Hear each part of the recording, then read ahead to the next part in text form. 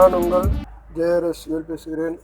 நாம் இப்போ பார்க்க போகிறது ஒரு கார், டாடா ஏசி போன்ற வாகனங்களுக்கு குறைந்த விலையில் 12 வோல்ட்டில் ஒர்க் ஆகக்கூடிய ஸ்டீரியோ ஆம்பிளிஃபையர் இதுதான் பார்க்க போகிறோம்.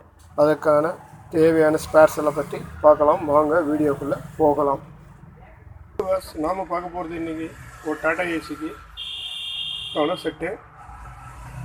அதுக்கான என்னென்ன ஸ்பேர்ஸ் வேணும்னு சொல்லிட்டு நம்ம பார்க்கலாம். வாங்க வீடியோக்குள்ளே போகலாம்.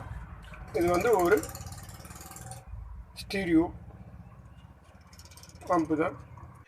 ஃபஸ்ட்டு பார்த்தோம்னா ஒரு கேபினெட்டு, ஒரு 44 ஐசி போட்ட ஒரு ஆடியோ போர்டு. இது வந்து பிரைட் என்ற ஒரு கம்பெனிது. ஒரு பிடி போர்டு, ஒரு டிரான்சிஸ்டர் போட்டது. இது வந்து டர்போ கம்பெனிது. அதுக்கடுத்து பார்த்தீங்கன்னா ஒரு இஎஸ்பி போர்டு ஒன்று.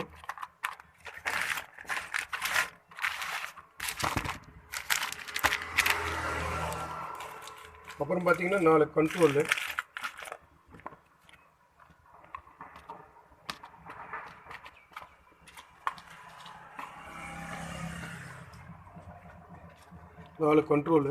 அதுக்கான நாப் 4. நாப் 4. அப்புறம் பார்த்தா ஒரு ஸ்பீக்கர் சாக்கெட்டு. அதுக்கப்புறம் பார்த்தீங்கன்னா ஒரு ஃபிட்டிங் கிட்டு. அதுக்கடுத்து பார்த்தீங்கன்னா ஒரு சாக்கெட் ஒயர் சாக்கெட்டு. அதுக்கடுத்து பார்த்தீங்கன்னா இது ஒயரிங் பண்ணுறதுக்கு ஒயர் 1 மீட்ரு, ஒரு பீஸ் ஹோல்டரு. அப்புறம் பார்த்தீங்கன்னா ஒரு பீஸ், அப்புறம் ஒரு ஆன் ஆஃபுக்கு ஒரு டேக் சுவிட்சு, ஒரு 5 வோல்ட் ரெகுலேட்டர் யூஎஸ்பிக்கு, அப்புறம் ஒரு எல்இடி, அப்புறம் 1K ரெசிஸ்டன்ஸ் 1. அப்புறம் இதுக்கான ரிமோட்டும், யூஎஸ்பிக்கான ரிமோட்டும் ஒயரும்.